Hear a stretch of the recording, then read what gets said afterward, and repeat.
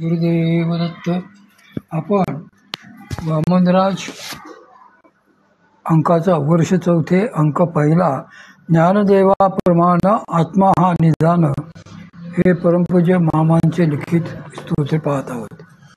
ते म्हणतात, म्हणून शास्त्री जो ये उचित संप्रदाय आहे तो एका आता बहुवे आदरेसी तरी तुवा हे जे पार्था गीता शास्त्र लाधले असता जे तपोहिना सर्वथा सांगावे हो.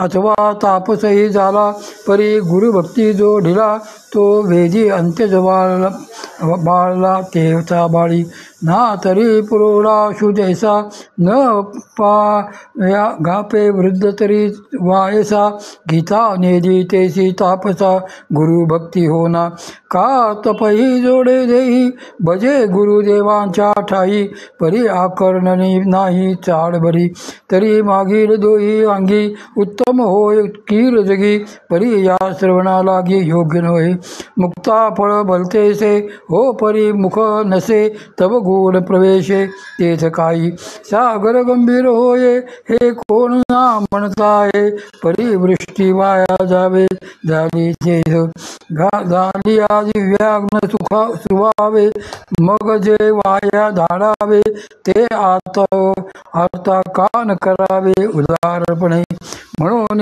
योग्य भलतेसे होत परी चाड जसे तरी जणे वानिवसे देशी हे तया रूपाता सुदानु डोळा वळवू ये काय परिमळा जतचे ते फळा तेथेची येगा म्हणून तपी भक्ती पाहावे ते सुभद्रापती परी शास्त्र श्रवणे अनासक्ती बाळाचे जिथे ना तरी तपभक्ती होऊन श्रवणी आरती आई ऐसी आय ती देखशी जरी तरी गीता शास्त्र निर्मिता जो मी सकळ लोकशास्ता तया माते सामान्यता बोलले जो माझ्या सज्जनेशी माते पैशून्याचे आव्हाते एकाची तया ते योग्य न म्हणे तयाची येर मागवी सामग्री ऐशी जाणावी दीपे विणदान दिवी रात्रीची ऐशी अंग गोरे आणि तरुण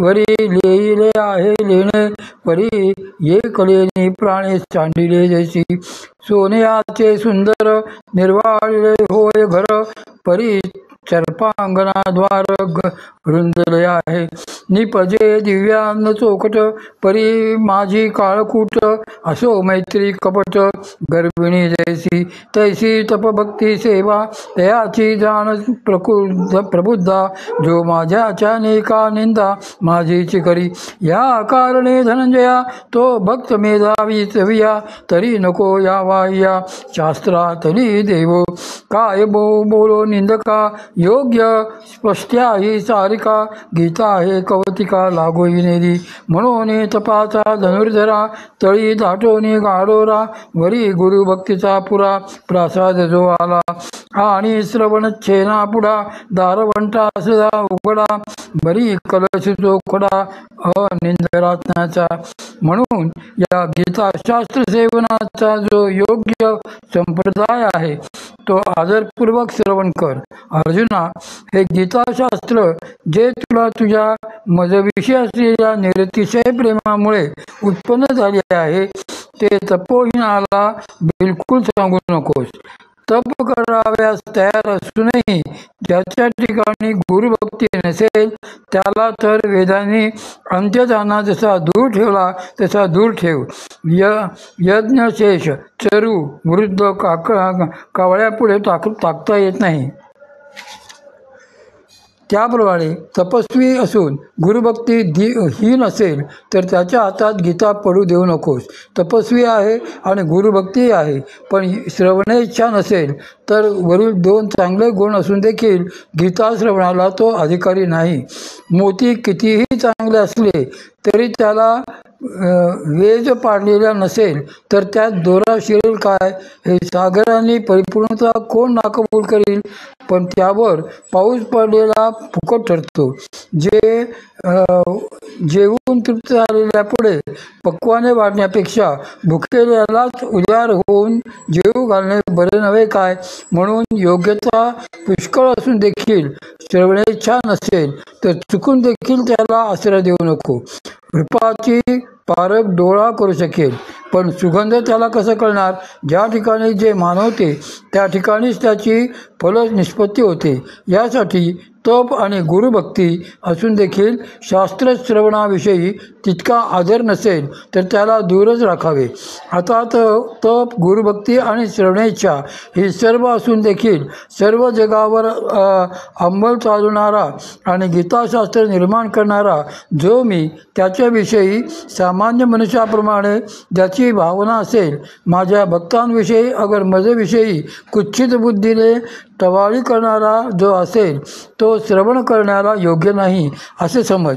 त्याची इतर बाजूने असलेली योग्यता म्हणजे रात्रीच्या वेळी दिव्यावाचून केलेल्या सर्व रोषणाईप्रमाणे आहे.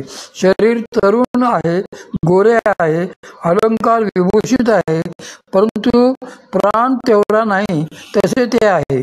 सोन्यासारखे सुंदर चकचकीत घर असून दारात नागिन आडवी पडलेली असेल तर जसे व्यर्थ.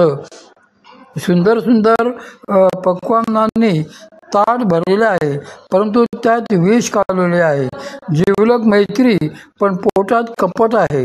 त्याप्रमाणे तप, गुरुभक्ती, श्रवणेच्छा इतक्या सर्व गोष्टी असून देखील जर माझी किंवा माझ्या भक्तांची निंदा करीत असेल तर त्याचे ते सर्व फुकट होय. याकरता या गीतेला त्याला स्पर्शही करू देऊ नकोस. फार काय सांगावे. परनिंदक असल्यानंतर जो प्रति ब्रह्मदेव जरी असला तरी कौतुकाने देखील त्याच्या दृष्टीस गीता पडू देऊ नकोस. म्हणून तपाचा पाया भक्कम असेल, त्यावर गुरुभक्तीचे मंदिर उभारलेले असेल, श्रवणेच्छेचे दरवाजे नेहमी उघडे असून आनंदकोणाचा कळस त्यावर चढविलेला असेल, अशा उत्तम भक्तांच्या अंतःकरणरूपी मंदिरात या गीतारत्नेश्वराची स्थापना कर, म्हणजे माझ्या समान योग्यतेचा तू होशील. अनुभव नसून नुसते पुस्तकी ज्ञान सांगण्याकरता पुढील चरण माऊली सांगतात. अनंत वाचाळ बरळती बरळ त्या कैचा दयाळ पावे हरी. पुष्कळ मंडळी निरनिराळे ग्रंथ वाचून किंबहुना पाठ करून त्याची प्रमाणे देऊन लोकांना चकित करतात. अशा लोकांना श्रीहरी जरी दयाळू असला तरी पावत नाही. याला कारण माऊलींनी एका ओळीत दिले आहे.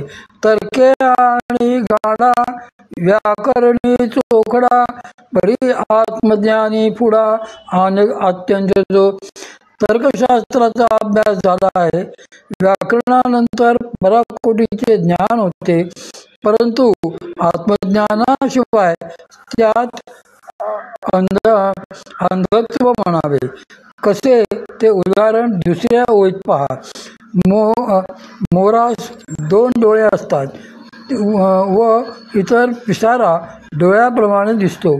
पण बरं, त्या मोराचे दोन्ही डोळे फुटले तर इतर डोळ्यांप्रमाणे दिसणाऱ्या पिसाऱ्याचा जसा काही उपयोग नाही, तसे अध्यात्माचे जे मुख्य 2 डोळे त्याबद्दल माऊली म्हणतात. उपनिषदान वचे योग ज्ञानी न पैसे. हेच सांगण्यासाठी परमपूज्य वासुदेवानंद सरस्वती स्वामी महाराजांनी आपल्या द्विशास्त्री गुरुचरित्र या ग्रंथात योग रहस्य व बोध रहस्य ही 2 प्रकरणे आवर्जून घातली आहेत. असा जो शक्ती, युक्ती व ज्ञान या योगाने त्यावर प्रेम ठेवून साधना करतो तोच श्रेष्ठ. व इतर कसे तर नाथ महाराज म्हणतात तसे मंडुकी वटवट असे हा शब्द पांडित्य असणाऱ्या लोकांचे आहे. असे का असते ते माऊली शेवटच्या चरणात सांगतात. ज्ञानदेवाप्रमाण आत्मा हा निधान सर्वांपदी संपूर्ण एक नांदे. श्री सद्गुरू ज्ञानेश्वर महाराज म्हणतात, मला प्रमाण आहे की सर्वत्र सर्व घटी एकाच आत्म्याचा आविष्कार आहे. असे असताना इतर जीवात त्याचा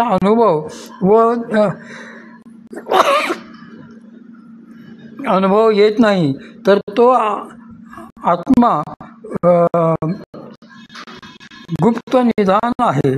म्हणून यावर माझी आई मला फार छान सांगायची. ते असे, एका मनुष्याने आपला ठेवा पुरून ठेवला व तो अकाली मेला, तर तोच त्या ठेव्यावर पिशाच होऊन बसतो व खुद्द आपला मुलगा जरी